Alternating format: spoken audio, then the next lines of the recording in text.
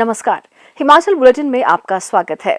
आज हम बुलेटिन की शुरुआत कर रहे हैं कोरोना महामारी से संबंधित आवश्यक जानकारी के साथ। मास्क नहीं तो टोकेंगे, कोरोना को हम रोकेंगे। हाथों को नियमित रूप से धोएं, नाक और मुंह को ठीक से ढकें, मास्क के आगे के हिस्से को ना छुएं।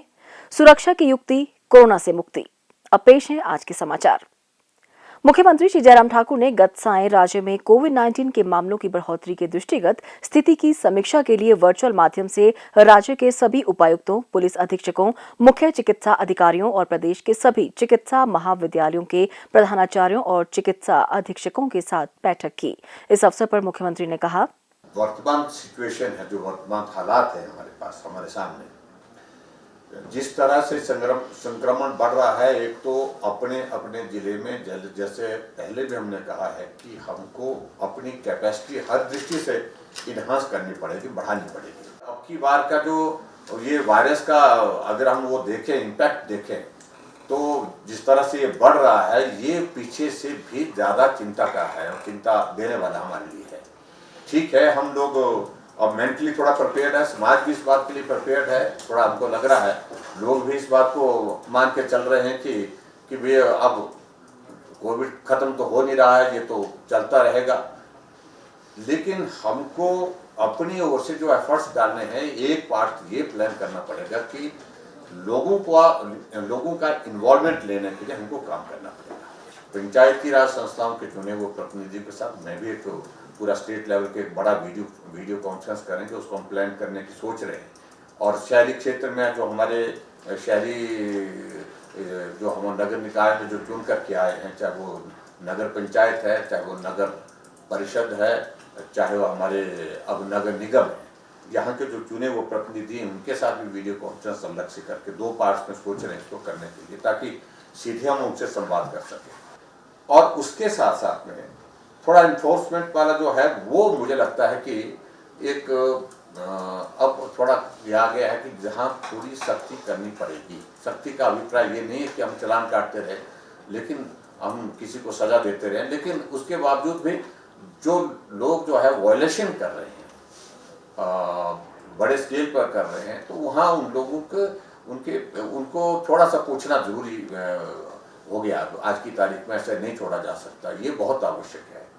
सभी जो डिप्टी कमिश्नर की मैं बात सुन रहा था, तो उसमें मेन जो हम देख रहे हैं कि जो कंटेनमेंट जोन पर, माइक्रो कंटेनमेंट जोन पर प्रधानमंत्री जी ने भी जो सभी मुख्यमंत्री के साथ जो डिटेल में बातचीत की, उनका भी एक ही कहना है। एक तो उन्होंने कह दिया कि फोकस करिए कि टेस्टिंग बढ़ाइए, परवाह नहीं कि नंबर ज़्यादा आता उसको चिंता का विषय है, लेकिन टेस्टिंग बढ़ाने से आपको मालूम पड़ेगा कि संक्रमण कहाँ ज़्यादा है। उसके लिए फिर कदम उठाने के लिए आप जो है वो समय पर निर्णय कर सकते हैं। हिमाचल प्रदेश में पिछले दिनों में जो नंबर हमारा जो हिमाचल प्रदेश में जो डेथ का बढ़ा है, तो ये बहुत चिंता का विषय है। और उसमें बात वही है अल्टीमेटली कि देर से आना हॉस्पिटल और देर से उनका ट्रीटमेंट मिलना, कोमॉर्बिडिटीज, और उसके साथ साथ में एज रिलेटेड फैक्टर जो है वो सारे वो इश्यूज हैं उसमें। लेकिन आखिरकार डेथ तो डेथ है, जिसकी मृत्यु हुई वो तो मृत्यु है। उसमें हम एक्सप्लेन करते रहे कि इसकी मृत्यु इस कारण से हुई, उसके कारण, लेकिन जब एक बार वो कोविड पॉजिटिव हो गया तो लोगों के जहन में, दिमाग में और रिकॉर्ड में, कागज के रिकॉर्ड में भी वो डेथ जो है वो कोविड की ही डेथ मानती है, वजह कुछ भी हो। तो ऐसी सिचुएशन में हमको होम आइसोलेशन पर बहुत ज़्यादा बेहतर ढंग से काम करने की ज़रूरत है, और इसके लिए आप अपने अपने इस पर प्लान कर। मुख्यमंत्री ने कहा कि स्वास्थ्य विभाग को वैक्सीन का न्यूनतम अपव्यय सुनिश्चित करना चाहिए। उन्होंने कहा कि 70% जांच का लक्ष्य हासिल करने और RT-PCR जांच पर अधिक बल दिया जाना चाहिए। उन्होंने कहा कि टीकाकरण को जन आंदोलन बनाने के लिए 11 से 14 अप्रैल तक टीका उत्सव के रूप में मनाने के प्रयास किए जाएं। श्री जयराम ठाकुर ने कहा कि चिंता का सबसे बड़ा विषय यह है कि वायरस तेज गति से फैल रहा है। उन्होंने सभी जिलों को अपनी बिस्तरों, क्वारंटीन तथा चिकित्सा उपकरणों की क्षमता बढ़ाने को कहा। मुख्यमंत्री ने कहा कि मानक संचालन प्रक्रियाओं के उल्लंघन में शामिल लोगों के खिलाफ भी कड़ी कार्रवाई की जानी चाहिए। उन्होंने कहा कि होटल व्यवसायियों को भी मानक संचालन प्रक्रियाओं का सख्ती से पालन करना चाहिए ताकि राज्य सरकार कार्रवाई करने के लिए विवश न हो। उन्होंने कहा कि लोगों की लापरवाही के परिणाम स्वरूप राज्य में कोविड-19 के मामलों में तेजी से बढ़ोतरी हुई है। उन्होंने कहा कि होम आइसोलेशन में रह रहे लोगों की नियमित निगरानी पर विशेष ध्यान दिया जाना चाहिए और आशा कार्यकर्ता, आंगनबाड़ी कार्यकर्ता तथा अन्य स्वास्थ्य कार्यकर्ताओं को होम आइसोलेशन में रह रहे रोगियों की नियमित निगरानी करनी चाहिए। उन्होंने कहा कि जैसे ही लोगों में इस बीमारी का कोई लक्षण पाया जाता है, उन्हें तुरंत परीक्षण के लिए प्रेरित किया जाना चाहिए ताकि उन्हें बिना विलंब से उपचार प्रदान किया जा सके।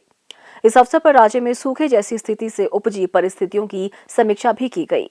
मुख्यमंत्री ने उपायुक्तों को अपने अपने जिला में सूखे जैसी स्थिति पर नजर रखने और चारे की उपलब्धता की नियमित निगरानी करने को कहा ताकि किसानों को किसी असुविधा का सामना न करना पड़े।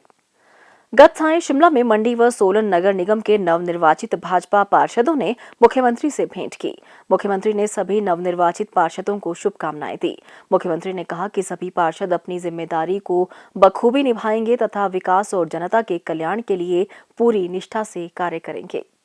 15 अप्रैल 2021 को हिमाचल दिवस के अवसर पर राज्य स्तरीय समारोह जिला मंडी के पधर में आयोजित किया जाएगा। मुख्यमंत्री श्री जयराम ठाकुर इस समारोह की अध्यक्षता करेंगे।